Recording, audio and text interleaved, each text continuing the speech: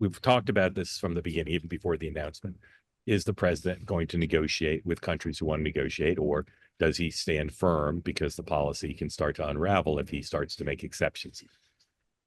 There's mixed messaging coming from the administration. Here is yesterday, Peter Navarro, White House official who's central to the tariff strategy, saying basically no negotiations, and then a different administration official saying otherwise. Please roll 104.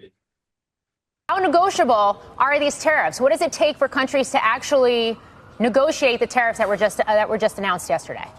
Let me make this very clear. This is not a negotiation. This is not that. This is a national emergency. Are you open to deals with these countries if they're calling you? Well, it depends. If somebody said that we're going to give you something that's so phenomenal, as long as they're giving us something that's good. For instance, with TikTok, isn't it? So, Sean, is this lack of coordination, good cop, bad cop? Why we have the mixed messages between the president and some of his advisors? Secretary Lutnick said pretty much the same thing as Peter Navarro, no negotiation. Well, there's two things. One, China's in a separate category in the president's mind because he wants a deal on TikTok.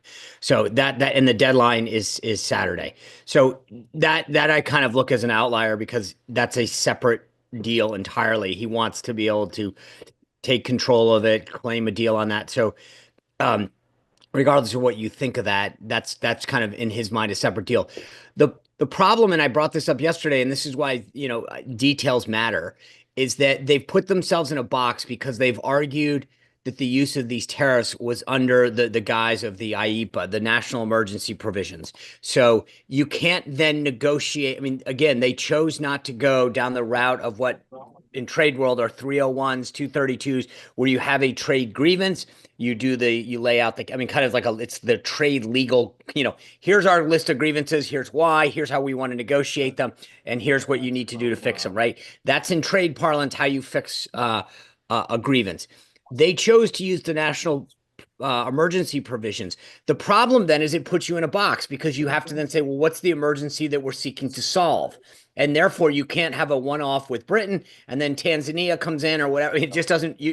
So Navarro and Lutnick and these guys are, I think, trying to sing off the same song sheet now because you will be able to challenge it. The problem is I think the president wants deals. He wants to be able to say these countries said this, this, and this. Where they've sort of, I think, made some mixed problems on this overall is if this had been straight up reciprocal, which is what the president said, you're at 10, we're going to go to 10, you go down to 0, we go down to 0. Got it. Easy peasy. Everybody gets that math. And I think most people would probably, for the most part, be there. But then they went and they put this floor in and they said, no matter what you do, we're going to stay at 10% because we want to bring in additional revenue to reduce the deficit. Well, if you know that like you're at 20 and the lowest you can get to 10, I mean, they've tied themselves, I think, into a pretzel because you saw Israel come out and say, great, we'll take our tariffs down. And they said, awesome, Israel, but we're going to still tariff you 10%. The UK will tariff you at 10%.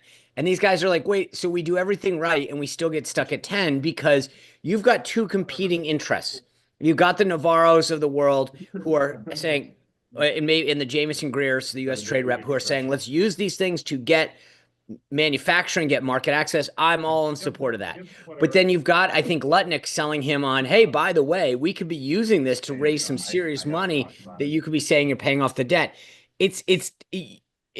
They're tying themselves really tight into what they want because it makes it now harder for a country to come to them to give them a deal because what's that final number that they can get to? If you can't get to 0, if you're the other country, then why would you negotiate? Dan. Yeah, they are in so many pretzels on so many levels, on so many issues. It's somewhat comical, but also sad. I think this is style versus substance. Stylistically, they want to be tough, strong, and in control. When you're playing poker, you don't want to be blinking in front of your opponent across the table.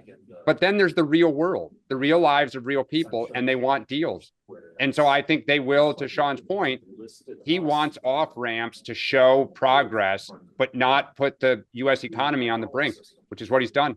So you talk about go ahead. We'll get to this later in what I'm looking for this weekend, but I will tell you that I think they need to put points on the board. They need to be able to say this country have lowered their tariff schedule, because that's going to be important to show industry lawmakers and other partners that this is what we can do. And again, the devil's going to be in the detail on this, but I think that regardless of what I just said, I think they're going to want to do that. The president's going to want to say, I got 5 calls this weekend. Look who was at Mar-a-Lago.